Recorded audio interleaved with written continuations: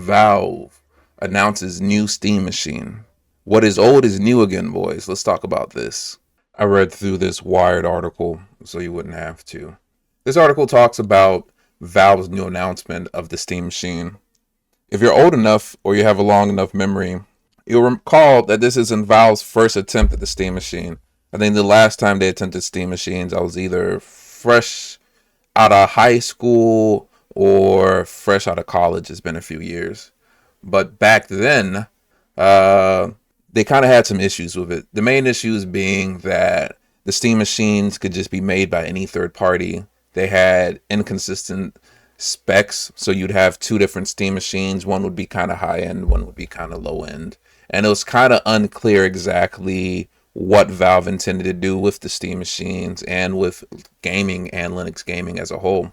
It's been almost a decade since then, and I think things have changed enough that this could be a good idea from Valve's end. Main thing since 2015 that has changed has been Proton, which is Valve's interpretation layer for DirectX gaming.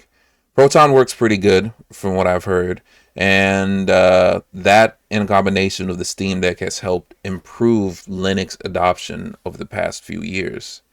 It's a lot easier to convince people to modify their console and get it running Linux than it is to get them to switch to an entire operating system. So I do think this could be good for Linux desktop. 2026 might be the year of Linux desktop, but Linux fanboys say that every year. Maybe this year will be different.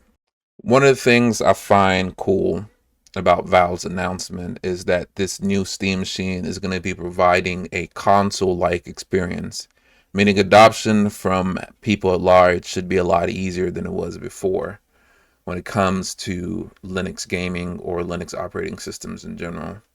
Right? This new Steam machine is going to come with a semi-custom AMD CPU / GPU, and it's going to be targeting something like 4K 60 FPS using AI frame gen and upscaling. Right?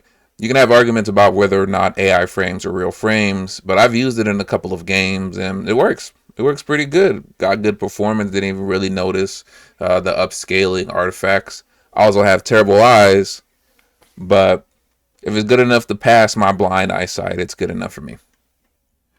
This new Steam machine is going to come with limited amounts of RAM and VRAM, meaning that portion's not going to be upgradable. But it will have upgradable storage, right? So it'll come with, let's scroll through this article here. It looks like it's going to come with 512 gigabyte storage or a 2 terabyte SSD option. And you can expand it with a micro SD card. But if their console is anything like the Steam Deck, you should just be able to pop it open and toss a bigger SSD in there. This machine's also going to get 16 gigabytes of DDR5 and 8 gigabytes of DDR6 VRAM.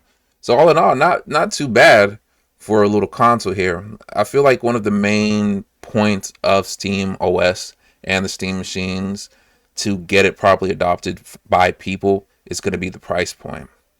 I think the PS5 used to be about $500, now it's $600 due to inflation.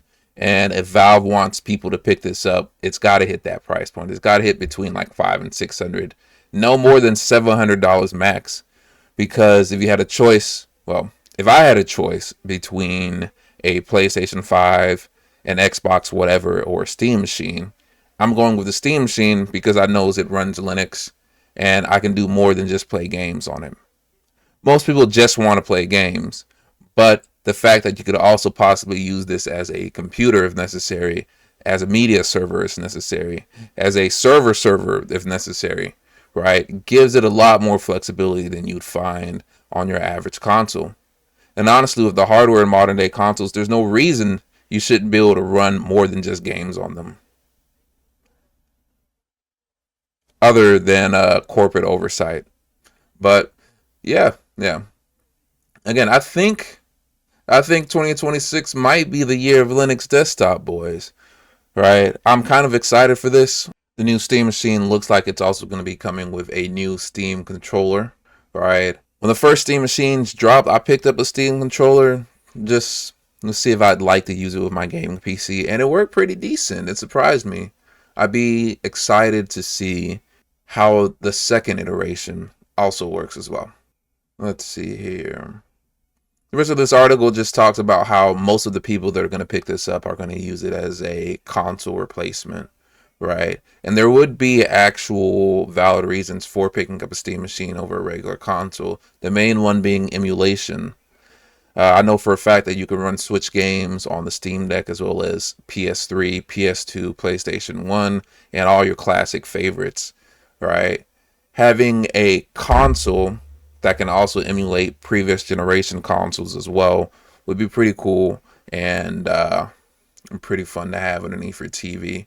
Again, the more I read about this, the more I'm like, why not just have a mini PC, right? But this is not meant for people who think like me. It's not meant for the uber tech nerds, boys. It's not meant for us. It's meant for regular Joe Smo. And you should be excited to have regular Joe Smo adopt your philosophy. They're the actual people who fund the various things we find enjoyable about technology. And that is it for the Steam Machine announcement, boys. If you found this content enjoyable, please go ahead and hit the like button. If you want to hear me yap some more, please subscribe. And let me know what you think. Are you going to pick up a Steam machine? I'm not. I can't justify it. I have too much hardware already. But for those of you who do not, are you getting one? Are you gonna hack it and get emulation working on it? If you don't, that's kind of a waste of perfectly good compute.